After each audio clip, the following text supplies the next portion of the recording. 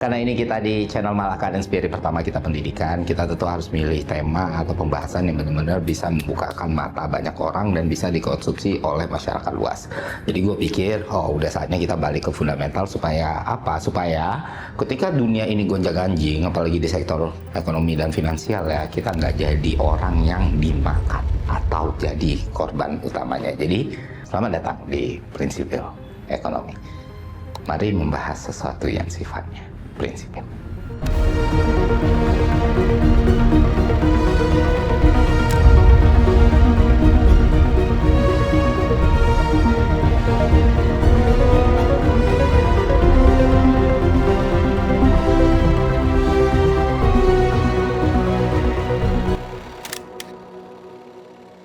Oke teman-teman, karena ini pembahasan sangat penting dan gue minta teman-teman untuk nonton sampai habis, untuk memahami sampai habis. Mau lu punya background atau enggak, kita pastikan lu akan paham apa yang kita bicarakan dan mungkin lu akan berpikir ulang, lu akan merekonstruksi semua yang lu percayai dan semoga hasil rekonstruksi itu jadi sesuatu yang bermanfaat untuk banyak orang. Supaya itu bisa terjadi tentu harus ada hal-hal dulu yang dijawab ya teman-teman.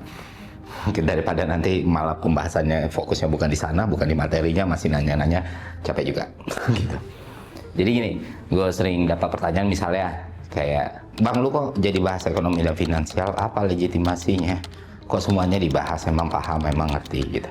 Oke, penonton yang nonton gue udah lama mungkin agak ke-trigger gitu ya dengar komen kayak gini, tapi kalian harus paham juga 90% follower atau subscriber gue sekarang itu datangnya di tahun 2025. Jadi wajar mereka nggak begitu mengikuti atau mereka bahkan nggak tahu gue pernah konten apa aja. Dan di sini gue kasih disclaimer dulu, gue kasih barrier to entry dulu teman-teman. Nama gue Ferry Irwandi, AMD, SE, MBA gitu, dan semua gelar akademik formal gue sejauh ini masih di bidang ekonomi dan finansial. Kandidat PhD juga, gue punya banyak sertifikat keuangan. Gue lulusan STAN, gue pernah kerja di Kementerian Keuangan 10 tahun. Kalau lu nanya background ekonominya ya, nah di situ.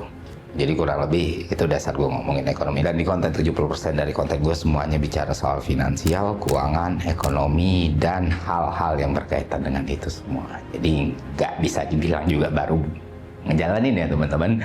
Dan jejak digitalnya juga jelas gitu.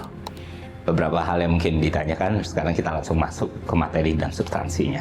Di episode pertama kali ini, gue akan ngomongin soal investasi dari yang paling dasar. Apa yang paling dasar? Pengertian dan pemahaman.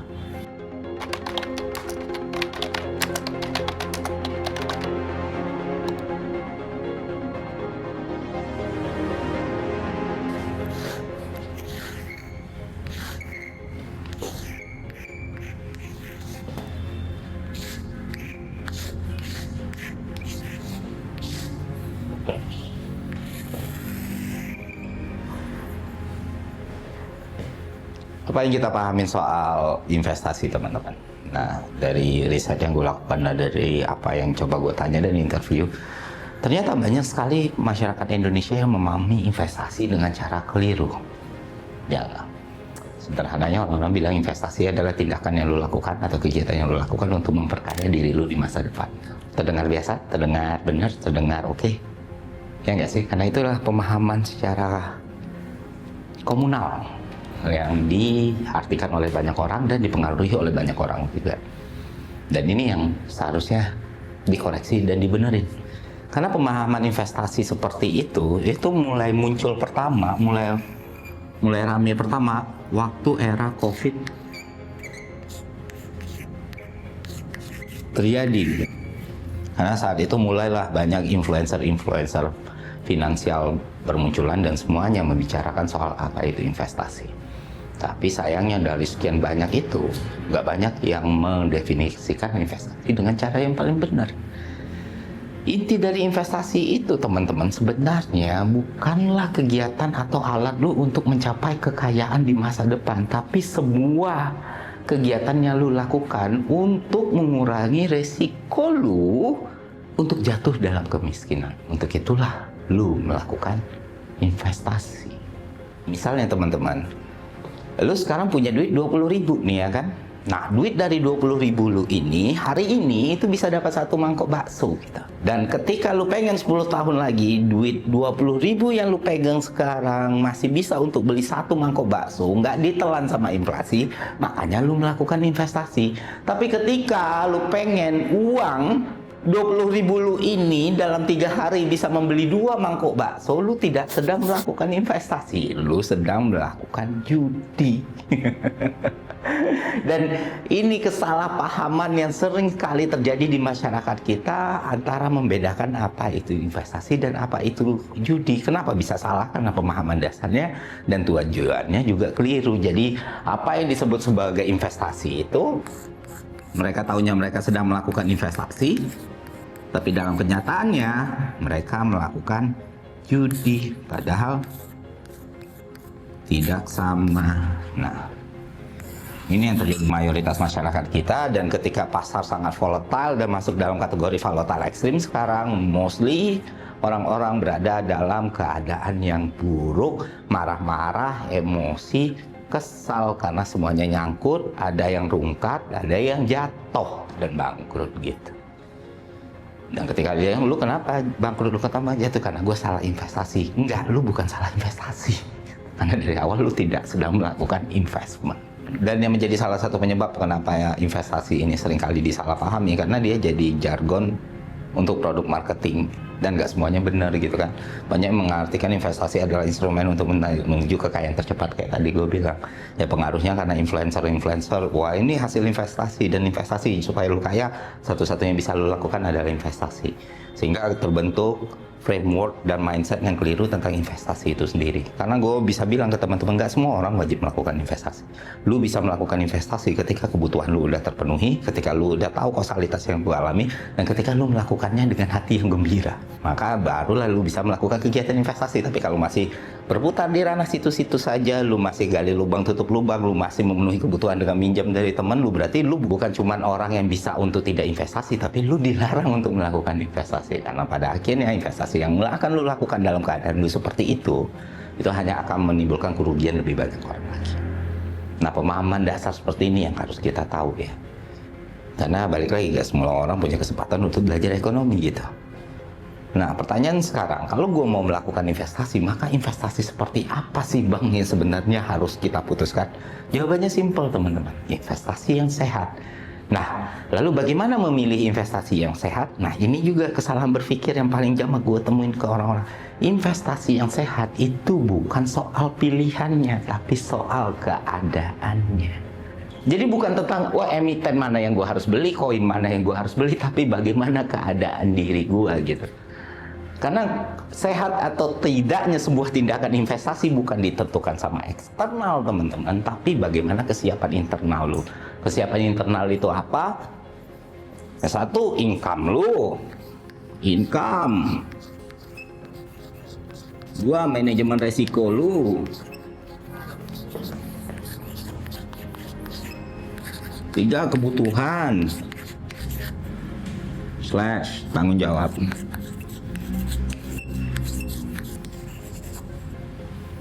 Nah, 3 ini aja. Kalau ada yang bermasalah dari ketiga ini, berarti ya lu nggak akan pernah ya optimal nih. Misalnya yang gini, income lu ternyata bahkan belum cukup untuk memenuhi kebutuhan dasar lu. Maka investment yang lu lakukan nggak akan pernah maksimal teman-teman. Terus lu nggak tahu manajemen resiko lu seperti apa. Terus ternyata income lu itu balik lagi kan, kebutuhan lu itu banyak, lu orang yang bertanggung jawab sama banyak orang gitu, lu sandwich generation atau segala macam, maka pilihan investasi lu akan berbeda gitu. Ya, tapi ketika tiga-tiganya sehat, ketika tiga-tiganya benar, ketika tiga-tiganya terkondisikan dengan baik, maka instrumen apapun yang lu pilih, lu akan melakukan investment dengan sehat. Kenapa demikian? Karena investment yang sehat itu dilakukan dengan hati yang gembira teman-teman.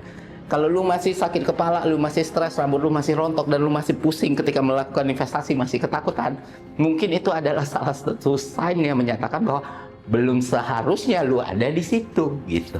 Karena kalau lu sehat, maka investasi adalah kegiatan yang menyenangkan, karena uang itu benar-benar bukan cuma uang dingin banget, uang yang bahkan lu khawatir kalau lu pegang terus-terusan. Nah, baru itu lalu melakukan investment gitu. Dan itu yang gue pegang sampai sekarang. Dengan hal kayak gini, lu akhirnya dapat tuh trajektori dan proyeksi bagaimana melakukan investasi tanpa lu harus pusing.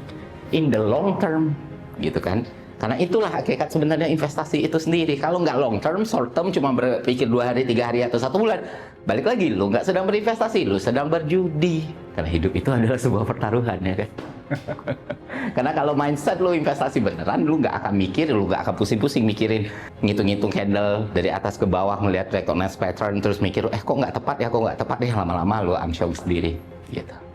Makanya yang gue pernah bilang ke teman-teman pilihan investasi gue sekarang nih, 2025, gue pegang satu blue chip, gue pegang Bitcoin, gue pegang obligasi, dan karena gue berinvestasi dalam keadaan sehat seperti ini, gitu. Nah, pertanyaannya adalah, Bang, kalau kayak gitu caranya, simpelnya kapan gue bisa kaya? Kapan gue bisa makmur? Kapan gue bisa punya Ferrari atau McLaren? Gitu ya kan. Nah, kalau lu pengen kaya dalam waktu yang cepat, lu nggak berinvestasi, kawan-kawan. Lu kerja. Lu gedein income lu, gitu loh. Ngapain lu mikirin margin profit setahun 20% kalau ada posibilitas lu untuk menghasilkan 100%? Nah, kalau kerjaan lu kurang untuk menghasilkan income, lu modal, lu ditambah, dan modal itu bukan cuma uang, tapi human capital yang lu punya, skill set yang lu punya, sehingga lu bisa naruh harga atas kemampuan yang lu miliki. Kalau misalnya orang yang nggak bayar, bisa lu tawarkan ke orang yang punya kemampuan membayar lebih tinggi lagi.